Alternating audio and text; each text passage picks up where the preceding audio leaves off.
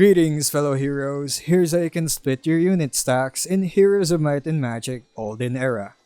Now this is something not explained or taught directly inside the game's tutorial section. While you're in the overworld, just hover your mouse over the unit stack you want to divide. Simply right-click on it to open a pop-up menu, and pick from the first 3 options starting at the bottom. You can choose split one unit to create a new one with only a single value on the new stack. Or you can choose split in half to create 2 different stacks of the same unit with identical numbers, or split the selected unit evenly to other existing stacks.